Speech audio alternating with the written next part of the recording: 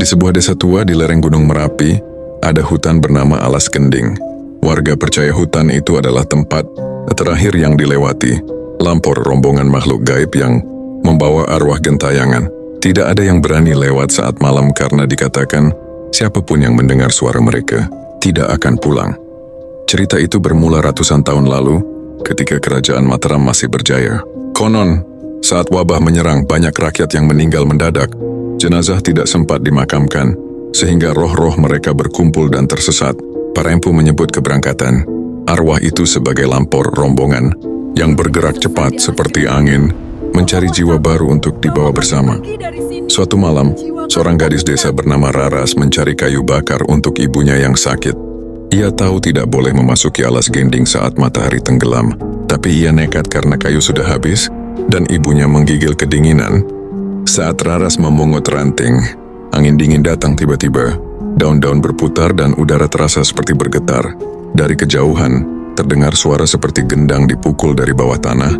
Berirama cepat, tanah di sekitar kakinya seperti ikut berdenyut. Raras membeku, kemudian suara itu berubah.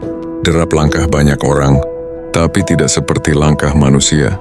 Ritmenya terlalu serempak, terlalu cepat, seolah ratusan kaki berjalan tanpa napas. Di antara suara langkah itu, Raras mendengar bisikan, "Jangan lihat kami. Jangan lihat kami. Kalau kau melihat, kami akan membawamu." Raras menutup mata, tubuh gemetar, tapi rasa penasaran lebih kuat. Ia membuka mata sedikit. Kesalahan besar, salah satu makhluk itu berhenti tepat depan wajahnya. Tubuhnya tinggi menjulang. Wajahnya tanpa mata, hanya rongga hitam yang mengalirkan cairan gelap. Mulutnya bergerak perlahan meski tidak punya bibir, dan suara yang keluar seperti angin menerobos liang kubur. "Kau melihat?" Raras melarikan diri sekuat tenaga, namun hutan tiba-tiba berubah. Pohon-pohon seakan memanjang. Jalan kembali ke desa tak lagi terlihat. Suara langkah lampor mengikuti dari belakang, bukan berlari, tapi meluncur seperti bayangan dingin. Ketika Raras hampir menyerah, suara gong desa terdengar dari kejauhan. Warga memukulnya. Setelah melihat kabut gelap turun, bayangan-bayangan itu berhenti. Mereka mundur perlahan, lalu menghilang seperti asap tersedot ke udara. Raras pingsan di tepi hutan. Esoknya ia ditemukan warga, masih hidup, tapi rambutnya berubah putih dari ketakutan. Sejak saat itu ia tidak pernah lagi berbicara tentang apa yang dilihatnya.